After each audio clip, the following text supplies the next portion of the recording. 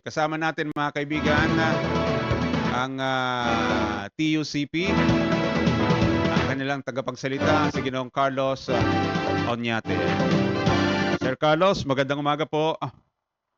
Magandang umaga din po, Sir Ed, at sa lahat po ng ating mga taga-subaybay. Yes sir, ano na ho bang status ng pinaglalaban nating House Bill 6740? Opo, yung ating panukala para tanggalin yung value-added tax sa kuryente na i-file yan last year pa. At ito ay naka-refer sa House Committee on Ways and Means. Bagamat wala pa siyang hearing, ay kami umaasa na pagkatapos nitong usapin patungkol sa excise tax, pati yung pag-abolish sa travel tax, ay maisunod na rin itong VAT sa kuryente kasi long overdue na ma-correct itong overtaxation dun sa ating over-expensive na kuryente. Well, sabi ko nga, ultimo excise tax is subject pa rin ang value-added tax yan. Hindi ho ba?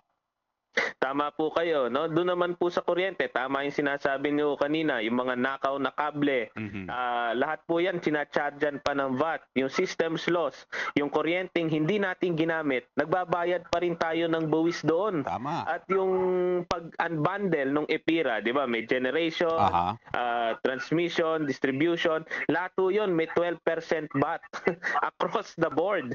So, sinasabi namin, napaka-excessive nitong value-added tax. Ang kasaysayan ho kasi nito, nagpasa tayo ng EPIRA noong 2001. Ang promise po nun ay reliability at affordability ng electricity. Pagdating ng 2005, 4 years lang matapos nating pinasa yung EPIRA, nagkaroon ng amendment sa ating revenue code para lagyan ng VAT yung kuryente. At that time, temporary measure lang siya kasi may parating na krisis at magkukulang ang revenue ng pamahalaan. Pero since then, hindi na natin siya ni-review, hindi na natin siya ni-repaso. Kaya tingin namin ngayon yung wake-up call para tuluyan tanggalin naman yung VAT sa kuryente. Sir, alam naman natin na kailangan din ng gobyerno yung revenue na nakokolekta nila dyan.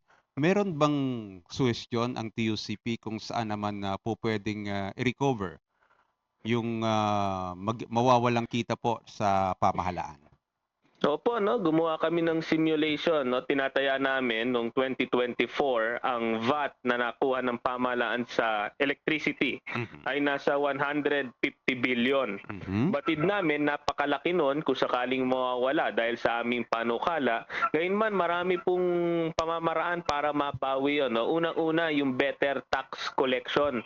Meron tayong existing na sila'y dapat nagbabayad ng buwis. Kailangan galingan palalo ng pamahalaan para singilin yon. Tingin namin malaki ang maidadagdag nun sa ating revenue sa pamahalaan, bukod pa dito sa additional burden ng VAT.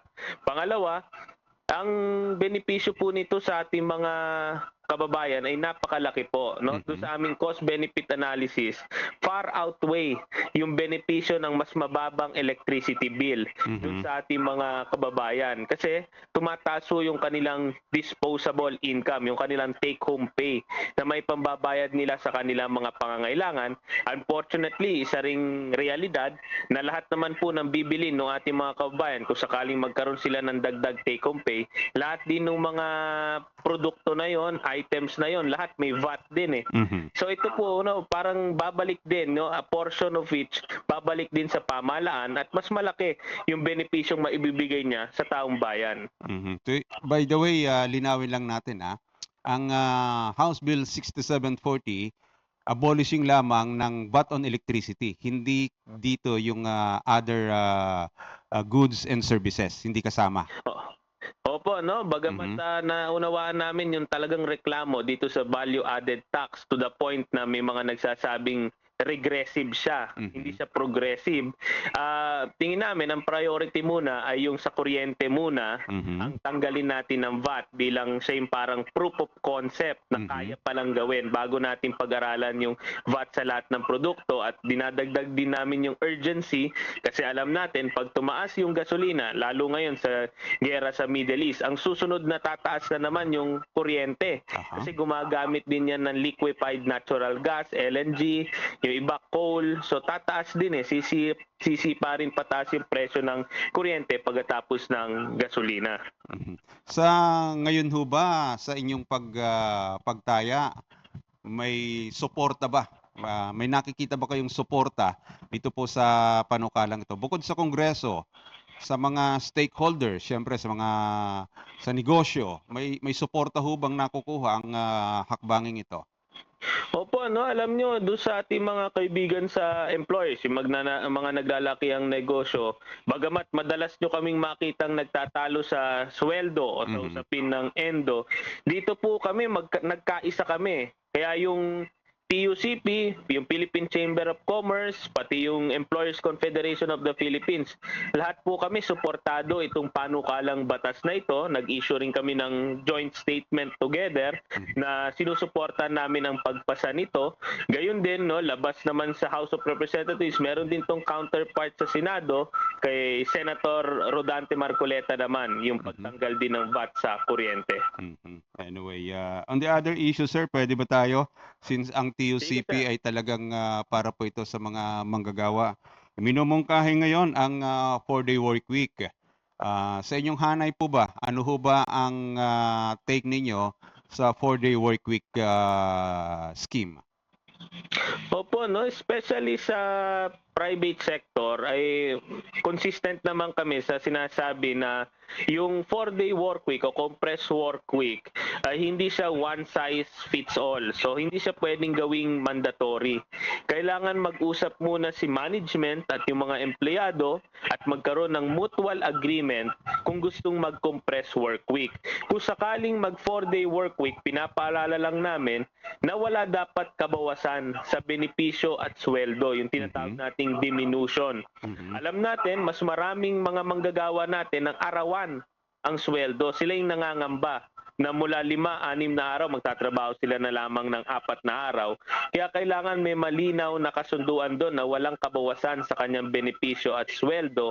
At in fact, yung 8 oras na trabaho, napaka-fundamental na karapatan sa manggagawa yan. Kaya kung sakaling magkakaroon ng additional hours beyond that, ang paninindigan namin, kailangan yun po ay overtime pay.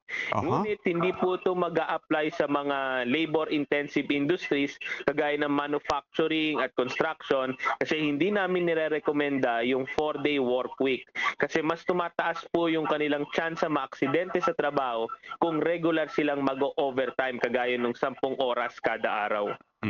Well, yung mga heavy work, tama kayo, mga construction work, ay talagang medyo mabigat yan. Pero yung mga ibang trabaho, sir, kasi ang pagkakaintindi ko, ang concept ng 4-day work week, eh 4 na araw lamang pero madaragdagan ng 2 hours every day. Ang kagaya po sa Congress, familiar ka naman sa Congress eh. Napakatagal na hong set up ang 4-day work week sa Congress. Pero ang trabaho diyan is 7 or rather 8 to 7 in the evening. Kasi kailangang mabuo yung 8 hours na mawawala sa hindi pagpasok sa araw ng Friday. So hinati-hati ito ng tigda 2 araw mula Lunes hanggang Huwebes. Hindi ho ba ganun ang setup niyan? Tama po kayo. Ganun din po ang setup, yung 8 to 7 p.m. na yan din ang applicable ngayon sa maraming ahensya ng gobyerno. Ngunit yun dun nga sa pribadong sektor ay tinatansya pa, undergoing pa yung mga consultation ng iba namin mga member workers kasi binabalanse rin nila whether gusto nila yung 7 o'clock sila uuwi kasi syempre mas gabi na yon at syempre may dagdag na rin silang pagod noon dahil optimal talaga na nire-recommenda namin yung 8 oras kasi ang paliwanag dyan yung 8 oras na trabaho, 8 oras na tulog at 8 oras na libangan, leisure activities nung manggagawa. Pero kung sakaling magkaroon ng agreement with their management ay wala naman pong problemang nakikita sa pag-adapt ng compressed work week.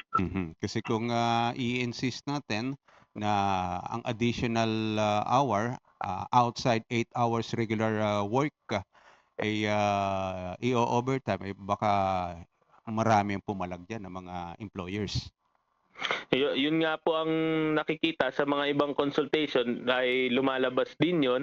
At may isa pa pong lumalabas din na trend, yun naman na yung pagbabalik na naman ng mga work from home Mhm. arrangements na although nagpasa tayo ng batas dyan, yung telecommuting Yes. law, ngayon naman ang nagiging usapan dahil syempre imbis na si worker ay nasa opisina, sa bahay na siya magtatrabaho, nangingi naman siya syempre nung kanyang internet allowance o Mhm. suporta man lang sa pambayad ng kuryente kasi Yes. 8 oras na konsumo na yung mababayaran niya sa bahay niya. Mhm, yan, diniscuss ko na rin yan dito na yung work from home, setup, okay yan, okay yan. Pero okay sa kumpanya, ano.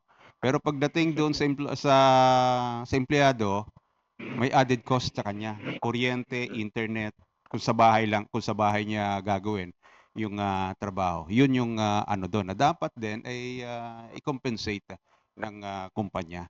So anyway, abangan natin kung ano mga mangyayari kasi next week, mukhang last session week, next week, bago ang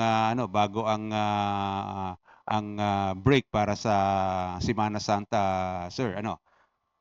Yes sir, no. So last week hanggang March 18, next week no, sana may mga iba ring panukalang batas na hindi rin na didinig no mula last year o day 1 ng 20th Congress katulad nung sa aumento sa sweldo. Hanggang ngayon, walang hearing dyan sa komite, hindi rin nakakarating pa sa plenaryo yung isang panukala kung patungkol naman sa pagreforma ng pagtatakda ng sweldo. Yung nationalized wage ano, ay for plenary na rin ito pero hindi pa yata naikakalendar na hindi pa nasasama sa order of business. Tama po kayo. Anyway, Sir Carlos, maraming salamat po sa inyong oras. Thank you very much sa pagkakataon. Maraming salamat po. Mabuhay po kayo. Mabuhay din po kayo, Mr. Carlos Oñate. Spokesperson po yan ng Trade Union Congress of the Philippines.